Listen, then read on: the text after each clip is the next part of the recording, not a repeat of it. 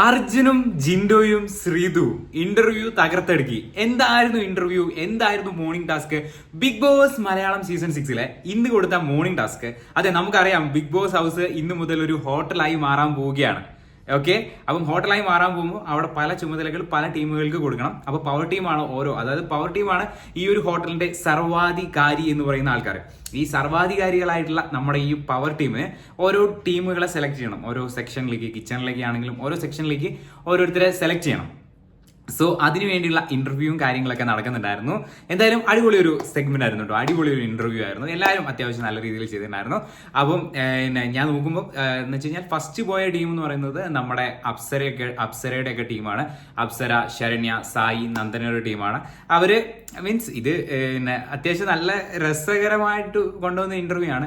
Power team ആണെങ്കിലും അത്യാവശ്യം നല്ല രീതിയിൽ കൊണ്ടുവന്നത്. പക്ഷെ ചില സമയത്തൊക്കെ നോറയുടെ ഒക്കെ ചില സമയത്തൊക്കെ ഉള്ള ഒരു ചോദ്യം, ഇന്റർവ്യൂ അങ്ങനെയാണല്ലോ, പല വ്യത്യസ്ത സ്വഭാവങ്ങളുള്ള ആൾക്കാരായിരിക്കുമല്ലോ ഇന്റർവ്യൂ ചെയ്യാം. നമുക്ക് അവരെ പ്രൊവോക്ക് ആക്കാൻ പറ്റും എന്നൊക്കെയുള്ള രീതിയിലുള്ള, അപ്പൊ അവരോട് എന്തൊക്കെ ചെയ്യാൻ പറ്റും എന്നൊക്കെയുള്ള ചോദിക്കുന്നുണ്ട്. ഇപ്പം ഓരോ സെക്ഷനിലേക്ക്, എന്റർടൈൻമെന്റ് സെക്ഷൻ, കിച്ചൺ സെക്ഷൻ, പിന്നെ ആ ഒരു ഹൗസ് കീപ്പിംഗ് സെക്ഷൻ, ആ ഒരു സെക്ഷനിലേക്കൊക്കെ ആരാണ് എടുക്കുന്നത് എന്നൊക്കെയുള്ള രീതിയിൽ.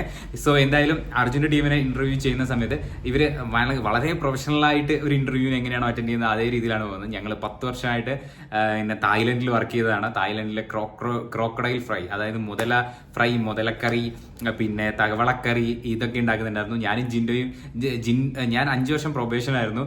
ജിൻഡോ ബ്രോ 10 വർഷം അവിടെ വർക്ക് ചെയ്തിട്ടുണ്ടായിരുന്നു. അതുകൂടാതെ തന്നെ body massage, body diploma course ചെയ്തിട്ടുണ്ട്. വളരെ പ്രൊഫഷണൽ ആയിട്ടുള്ള ഉത്തരം. ഇനിയിപ്പം അവർക്ക് എന്തൊക്കെ ഫുഡ് വേണം, ഫുഡ് സെക്ഷനാണ്, ഇവർ കിച്ചൺ സെക്ഷനാണ് കൂടുതൽ നോക്കിയെന്ന് തോന്നുന്നു.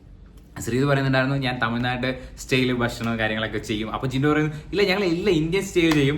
ഇവര് അതിന്റെ ഇടയിൽ ഒരു കിടിലൻ ക്വസ്റ്റ്യൻ ഒക്കെ ചോദിച്ചിട്ടുണ്ടായിരുന്നു. നിങ്ങൾ അത്രയും വലിയ ഹോട്ടലിൽ നിന്നൊക്കെ വിട്ട് ഇവിടെ വരാനുള്ള കാര്യം, അത്രയും വലിയൊരു സാലറി ഒന്നും ഞങ്ങൾക്ക് തരാൻ പറ്റില്ല എന്നൊക്കെ ഇവർ പറയുന്നുണ്ടായിരുന്നു. ആ ഒരു സമയത്ത് ഇവർ പറഞ്ഞൊരു മറുപടി ഉണ്ട്, ഞങ്ങൾക്ക് ഞങ്ങളുടെ നാട്ടിൽ വർക്ക് ചെയ്യാനായിരുന്നു കൂടുതൽ ഇഷ്ടം, അതുകൊണ്ടാണ് ഞങ്ങൾ ഇങ്ങോട്ട് വന്നതെന്നുള്ള രീതിയിലുള്ള ഒരു ഉത്തരമൊക്കെ പറയുന്നുണ്ടായിരുന്നു. സ്പോണ്ടേനിയസ് ആയിട്ടുള്ള ഉത്തരങ്ങളും കാര്യങ്ങളൊക്കെ ഇവർ അവിടെ പറഞ്ഞു വെക്കുന്നുണ്ടായിരുന്നു. സോ അതെനിക്ക് ഭയങ്കരമായിട്ട് ഇഷ്ടപ്പെട്ടു. മീൻസ് സ്പോണ്ടേനിയസ് ആയിട്ട് പെട്ടെന്ന്, ഒന്നാമതേ നമ്മൾ കള്ളമാണ് പറയുന്നത്, നമ്മൾ 10 വർഷം അവിടെ വർക്ക് ചെയ്ത്, അപ്പം അതിന്റെ കൂടെ തന്നെ സ്പോണ്ടേനിയസ് ആയിട്ടുള്ള ഈ ഉത്തരങ്ങളും കാര്യങ്ങളൊക്കെ പറയണല്ലോ.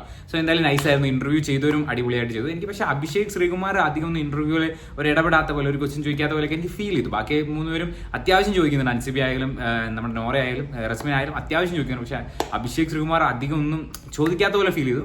ഓക്കെ, ഇന്റർവ്യൂ അങ്ങനെയാണല്ലോ. സോ എന്തായാലും ഇതായിരുന്നു ഇന്റർവ്യൂവിൽ നടന്നത്. പിന്നെ ലാസ്റ്റ് നമ്മുടെ